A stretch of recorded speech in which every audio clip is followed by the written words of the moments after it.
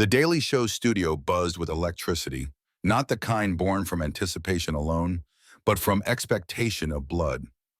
The cameras hadn't even started rolling, yet the liberal-leaning audience was already rehearsing their laughter.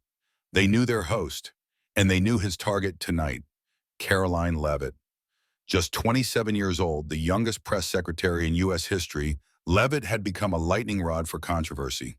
Her unapologetic conservatism, Christian beliefs, and loyalty to President Trump made her a prime subject of satire. And tonight, she had agreed to walk into the lion's den. Backstage, Leavitt stood motionless before the mirror. Her blonde hair was neatly pinned, her navy blue blazer pristine, her jaw set. A staffer adjusted her mic and whispered, "They're expecting you to flinch." "I don't blink," she replied. Then she stepped into the lights. The crowd erupted, some applauding, most smirking. Jon Stewart stood center stage, hands clasped together, a sarcastic grin already forming. "Ladies and gentlemen," and he said, "our guest tonight is someone who's very accomplished, especially if you consider accomplished to mean tweeting the same talking points as your boss, but with better punctuation." Laughter. Carolyn smiled, politely, distantly. "Oh, come on," Stewart continued. "She's the youngest press secretary ever. That's adorable, like letting a golden retriever run the Pentagon." More laughter. Then he pulled out a sheet of paper, clearly a prop, waving it with dramatic flair. "According to this leaked signal message, the administration considered replacing press briefings with TikTok dances. I, for one, support innovation." Applause again, but Caroline didn't react. Not even a blink. Stewart leaned forward. "Nothing? Not even a meme retort? This is why you guys are losing Gen Z." Still silence. He tried again, this time aiming lower. "So, how's it feel to work for someone who thinks the Constitution is optional and forgiveness is weakness?" She exhaled finally, not out of frustration, but control. "How's it feel," she said, her voice calm but cutting, "to build a career on ridiculing everyone except the side you agree with?" The audience quieted. Stewart raised an eyebrow, but she continued before he could speak. "You're not here to find truth, John. You're here to humiliate people into silence. But I didn't come here to be liked. I came here to be clear." The studio shifted. The tension snapped. This was not what they were prepared for. For a heartbeat, there was silence, the kind that follows a lightning strike.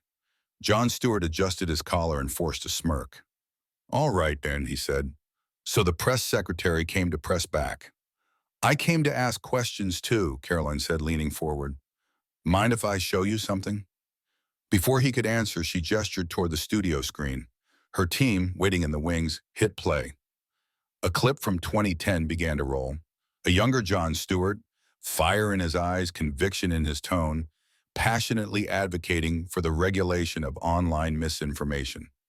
"Government oversight of digital content isn't censorship," he had said then.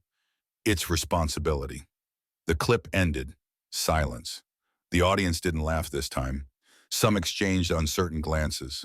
The contradiction was naked. Stewart's face flickered. A millisecond of genuine discomfort. "Context matters," he said quickly. "We evolve." "Do we?" Leavitt replied. "Or do we just rewrite our lines when the audience changes?" The crowd was dead still now. No applause, no laughter. "You say you're for free speech," she added, her voice unwavering, "but only when it flatters your worldview. Otherwise, you mock it. And when that doesn't work, you mock the people behind it."